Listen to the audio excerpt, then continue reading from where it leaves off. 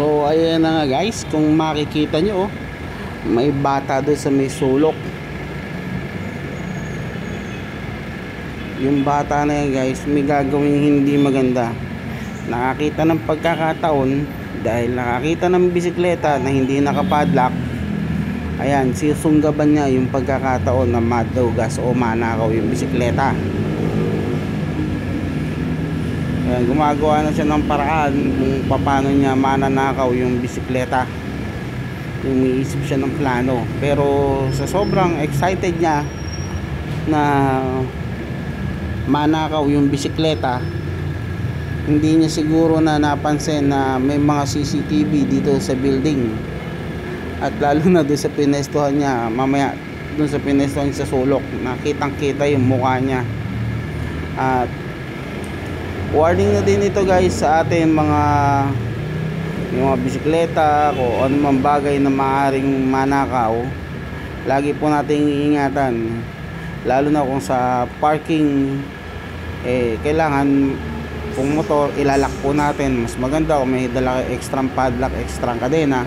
Sa mga bisikleta, bike lock, yung parang kung sinushoot lang okay na. Tapos kadena o kaya padlock guys, kadena nyo sa poste kung saan nyo nakapix at hindi mananakaw, hindi mabubuhat. Yung gaya ng ginagawa ng bata na yan, minamatyagan lang niya guys. So ngayon guys, ipopost ko dito sa huli, sa dulong picture, sa dulo ng video, yung mukha ng bata.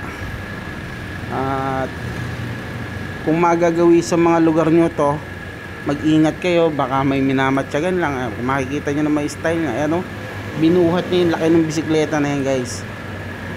Pero hindi niya agad ibababayan kasi may natanawan siyang paparating. At ayan, magtatago muna siya dyan sa may sulok. Siyempre yung mga dumadaan naman, mga paparating, hindi naman nila alam na magnanakaw yan, na hindi gagawa ng maganda. Kaya gagawin niya, magtatago. Ayan simple, hindi mo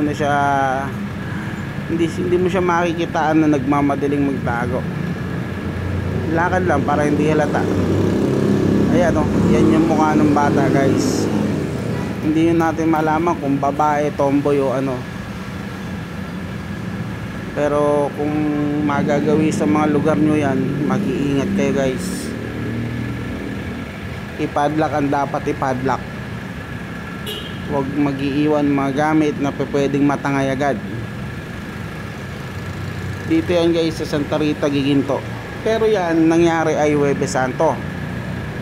Buti sa awa ng Diyos, na-recover nila yung bisikleta na gamit niya mismo dito sa may Tabang. Gamit niya mismo yung bisikleta, na-recover yan Biyernes Santo na, at ang nakakita yung kapatid ng may-ari ng bisikleta. Ginawa naman ng pina-police, pina-barangay, pero hindi rin nakulong ata. Ang sabi sa akin nung napagtanungan ko, ang sabi nila ay mahal na araw daw kasi. Pero sana ginawa na action, kumbaga disciplinary action, ganyan. At parang ang tawag ata nila dito ay batang hamog sa gawing balagtas, pero kakalat-kalat dito yan sa Giginto guys. Ayan gwardiya ata yan, nakakita sa kanya.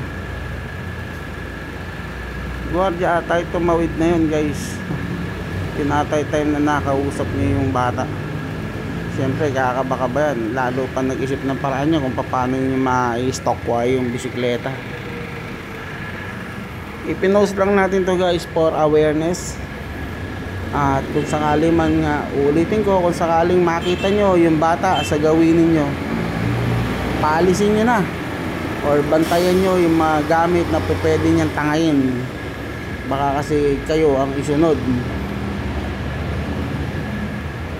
Ayan guys, binuhat na dyan yung bisikleta. Grabe, iba na talaga kabataan yan. Masyado nang malalakas ang loob. Ayan, akyat uli siya. Medyo nagpanik, kinabahan pa siya. May biglang dumaan. Siguro natitingin sa kanya yung gwardiya.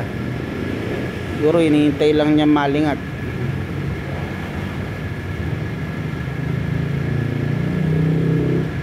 galing yung diskarte. Kaya kayo, kung may makikita kayo sa paligid nyo na hindi kaaya-aya ang kinikilos, maging vigilant tayo, maging aware. Baka mamaya may matangay sa ating mga gamit, diba? Mas maganda na yung makasigurado. Ayan, binubuhat na ng bata. Magaling yung bata pero nahuli pa rin siya. Ayan, wala na, naitakas na niya palabas ng Santa Rita. Ayan yung mukha ng bata, guys. Kung makikita nyo yan, mag-ingat po tayo.